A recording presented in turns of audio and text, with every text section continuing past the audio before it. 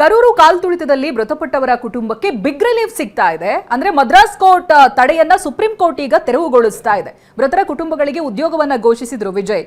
ಅವರು ಪರಿಹಾರ ಕೊಡೋದ್ರ ಜೊತೆಗೆ ಕುಟುಂಬಕ್ಕೆ ಸರ್ಕಾರಿ ಉದ್ಯೋಗವನ್ನ ಕೊಡ್ತೀವಿ ಅನ್ನುವಂತ ಭರವಸೆಯನ್ನ ಕೊಟ್ಟಿದ್ರು.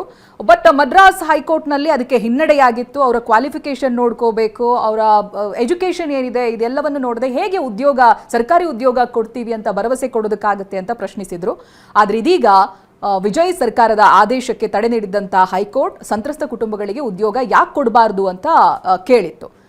ಕಾಲ್ತುಳಿತ ಸಂಭವಿಸಿದೆ, ಭಾಗವಹಿಸಿದ್ದಂತ ಜನರು ಅದರಲ್ಲಿ ಮೃತಪಟ್ಟಿದ್ದಾರೆ. ಕುಟುಂಬದವರಿಗೆ ಉದ್ಯೋಗ ಕೊಡುವುದನ್ನ ಪ್ರಶ್ನಿಸಿದ್ ಯಾಕೆ ಅಂತ ಇದೀಗ ಸುಪ್ರೀಂ ಕೋರ್ಟ್ ಕೇಳ್ತಾ ಇದೆ.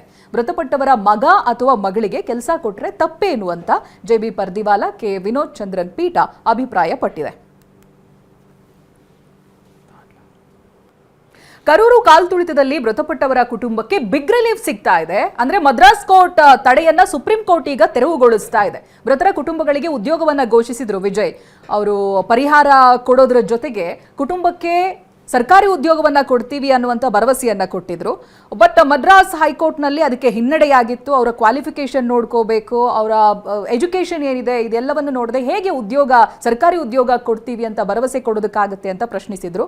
ಆದ್ರೆ ಇದೀಗ ವಿಜಯ್ ಸರ್ಕಾರದ ಆದೇಶಕ್ಕೆ ತಡೆ ನೀಡಿದಂತ ಹೈಕೋರ್ಟ್ ಸಂತ್ರಸ್ತ ಕುಟುಂಬಗಳಿಗೆ ಉದ್ಯೋಗ ಯಾಕೆ ಕೊಡಬಾರದು ಅಂತ ಕೇಳಿತ್ತು.